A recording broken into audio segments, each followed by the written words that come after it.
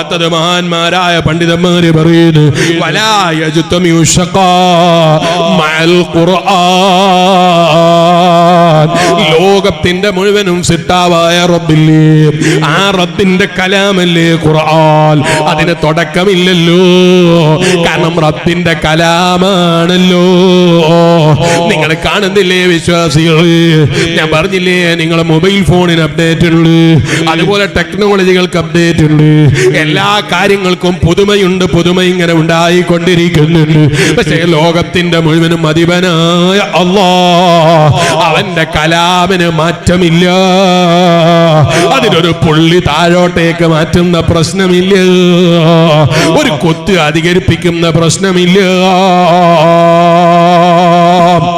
എന്നും ഒരുപോലെ ഒരു മാറ്റവും ഇല്ലാത്ത നിലക്ക് റബ്ബ് നിലനിർത്തിയ അവന്റെ കലാം, അതല്ലേ അള്ളാന്റെ കലാമായ ഖുർആൻ. വയല് കേൾക്കുന്ന ഉമ്മമാരെ, വീടുകളിൽ മഗ്‌രിബിന്റെ ശേഷം മുമ്പ് കാലങ്ങളിൽ യാസീനോദാത്ത വീടുകളില്ല അല്ലേ, ഖുർആനോത്തില്ലാത്ത വീടുകളില്ല അല്ലേ. വാട്സപ്പിന്റെ ഉള്ളിലും ഇൻസ്റ്റഗ്രാമിന്റെ ഉള്ളിലും ഫേസ്ബുക്കിലും ലോകത്തെ തേടിപ്പിടിക്കുന്ന മക്കളായി നമ്മളെ മക്കൾ വളർന്നു വന്നപ്പോ ഖുർആൻ ഓതുന്ന മക്കളെ കിട്ടാനില്ല, ഖുർആൻ ഓദിക്കുന്ന ഉപ്പമാരില്ല, കൂടെ ഇരുന്ന് ഓതുന്ന ഉമ്മമാരില്ല. മറന്നുപോയോ ഉമ്മമാരെ, മരിച്ചുപോയ ഉപ്പാപ്പമാരെ, ഉപ്പാപ്പമാരെ മരിച്ചുപോയ ബാപ്പമാരെ മറന്നുപോയോ. നമ്മളെ മക്കളും നമ്മളെ ഓർമ്മിക്കൂല.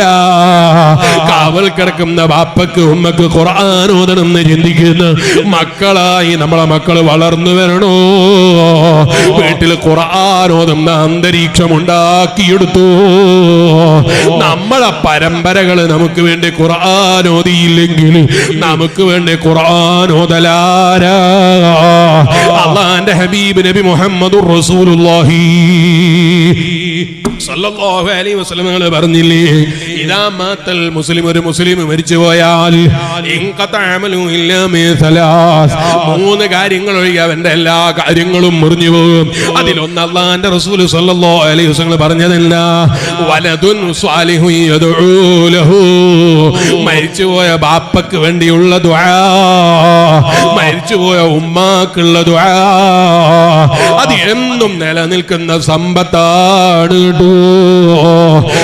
നിങ്ങളെ ഉമ്മമാർക്ക്, നിങ്ങളെ ഉമ്മാമ്മമാർക്ക്, ഉപ്പാപ്പമാർക്ക് ഖുർആൻ ഓതുമ്പോൾ അതിന്റെ ഫലം ആദം നബി അലൈഹിസ്സലാം വരെയുള്ള മുഴുവൻ പരമ്പരയിലുള്ള ഉപ്പാപ്പമാർക്കും അതിന്റെ ഗുണം കിട്ടിപ്പോയി, അതിന്റെ ഫലം കിട്ടിപ്പോയി.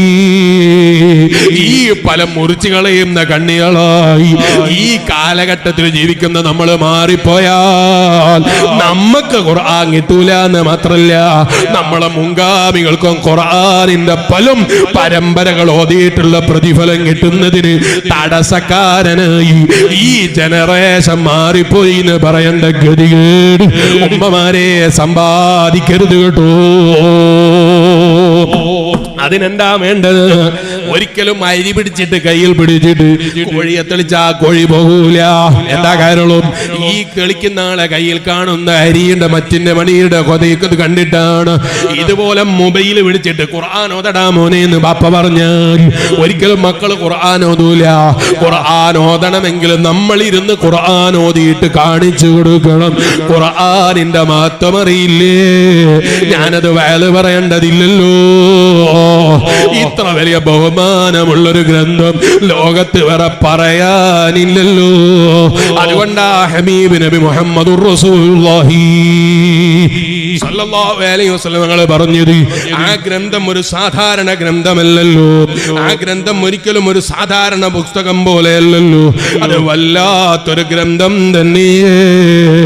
അതുകൊണ്ടല്ലേ ഈമാനുള്ള വിശ്വാസികള് ആ ഖുർആൻ എന്നും മുഅ്ജിസത്ത് തന്നെ, അതിന് പരിധി പറയാനില്ല.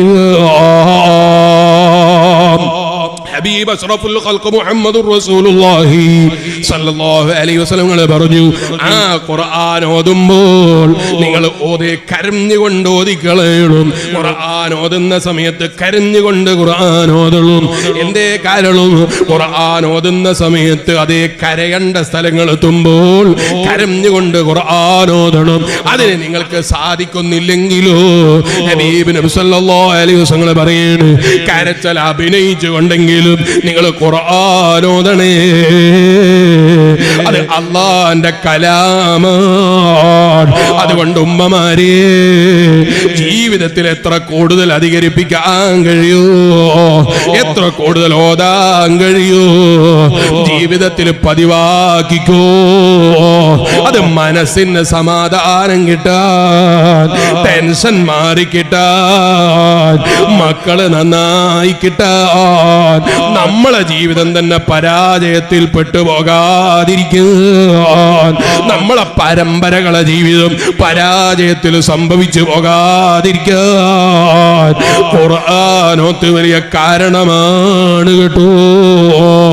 ഉമ്മമാരെ, നമ്മളെ ഉമ്മാമമാരവരെ ഉമ്മമാരെ ഓർമ്മിച്ചിട്ട് ഖുർആനോദാത്ത രാത്രികൾ ഉണ്ടായിരുന്നില്ല.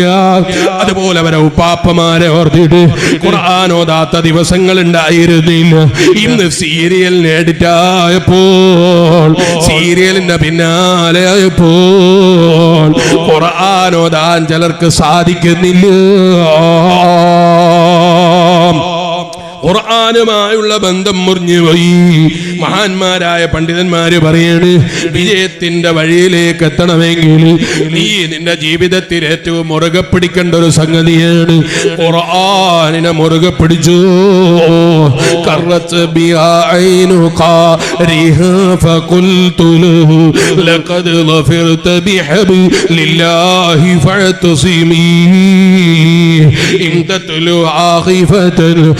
حر نار لظى أطفأتها الرلظى من وردها الشبيمي. വല്ലാത്ത സഹിക്കാൻ കഴിയാത്ത നരകത്തിന്റെ ചൂട് പോലും തട്ടിമാറ്റാൻ കഴിവുള്ള ഏറ്റവും വലിയ കലാമാണ് അല്ലാഹുവിന്റെ ഖുർആൻ. അതുകൊണ്ടാണ് റബ്ബിന്റെ ഖുർആൻ തന്നെ പറഞ്ഞത്, മാ അൻസൽനാ അലൈക്കൽ ഖുർആന ലിതഷ്ഖാ. ജീവിതത്തിൽ പരാജയം സംഭവിക്കാതിരിക്കാനാണ് ഖുർആനിനെ നിങ്ങൾക്ക് ഇറക്കി തന്നത്. ആ ഖുർആനെ ഹൃദയത്തിലേറ്റിയിട്ട് കൊണ്ടു നടക്കണം. ധാരാളം ഓതാൻ വേണ്ടി ജീവിതത്തിൽ സമയം കണ്ടെത്തണം. അങ്ങനെ കണ്ടെത്തുന്നവന്റെ ജീവിതത്തിൽ പരാജയം സംഭവിക്കൂല.